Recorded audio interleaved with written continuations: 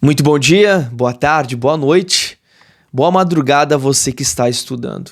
Dando sequência à nossa conversa sobre a obra dos delitos e das penas de Marquês de Beccaria, hoje falaremos sobre o capítulo 8, que leva o título das testemunhas. Antes, deixe o like e inscreva-se em nosso canal. Clique em inscrever-se e contribua para o crescimento desse nosso canal, tá bom? Bom, o capítulo 8 dessa incrível obra começa já dizendo: toda boa legislação deve regular o grau de confiabilidade, o grau de confiança que se dá à testemunha.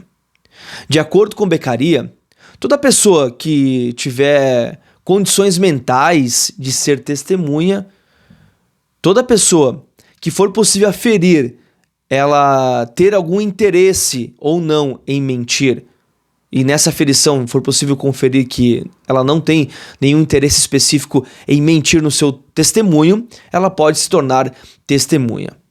É necessário também, de acordo com Beccaria, analisar o grau de raiva dessa pessoa, o grau de ódio, o grau de amizade que essa pessoa possui com o condenado ou com a vítima, enfim, com as partes ali do processo. De acordo com Beccaria, e aqui ele faz uma crítica à legislação daquela época que proibia, por exemplo, mulheres de prestar depoimento na condição de testemunha, porque, de acordo com a legislação da época, eram pessoas mais fracas, que proibiam condenados a prestar depoimento na condição de testemunha. E, de acordo com ele, toda pessoa que está em condições mentais de prestar um depoimento, toda pessoa que, estando em condições mentais, presta aquele compromisso de dizer a verdade, está realmente imbuída com esse sentimento de dizer a verdade, toda pessoa que preencher essas condições, ela pode sim ser testemunha. Até porque, mesmo uma pessoa em sã consciência, que não seja uma mulher, que não seja um condenado, ou que não tenha esse outro impedimento, pode mentir, não é mesmo? Então, não é crível, não é possível que haja um impedimento simplesmente porque a pessoa é mulher, porque a pessoa ela foi condenada. O que se deve aferir é o grau de ódio, de acordo com Beccaria. O grau de ódio, o grau de parentesco, o grau de amizade, o grau de vontade de falar a verdade ou falar a mentira. Então, esse capítulo é reservado para falar sobre as testemunhas. Beccaria fala que deve-se haver uma legislação que faça essa aferição do grau de confiabilidade da palavra de uma testemunha.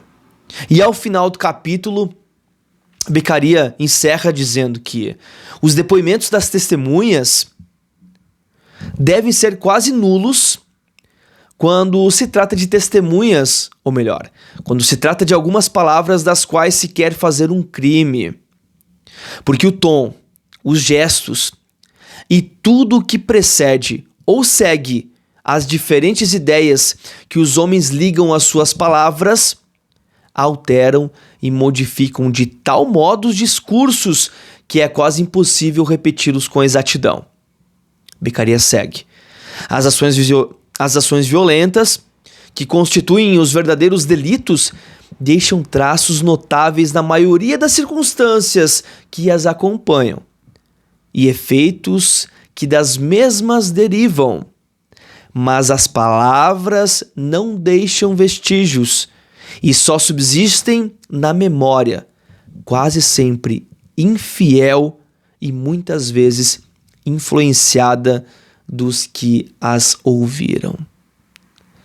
Beccaria também fala, um adendo nesse capítulo, que uma testemunha não é suficiente. Em havendo uma testemunha que corrobora acusando o acusado, e o acusado dizendo que não é verdade as palavras daquela testemunha, deve-se absolver o acusado, porque uma só testemunha não seria suficiente. Esse é o capítulo 8 da obra dos Delitos e das Penas, que leva o título das Testemunhas. Espero que você tenha compreendido. Deixe o like, inscreva-se em nosso canal, contribua com a gente para o crescimento desse canal e em breve teremos mais conteúdos jurídicos para você. Um grande abraço e bons estudos!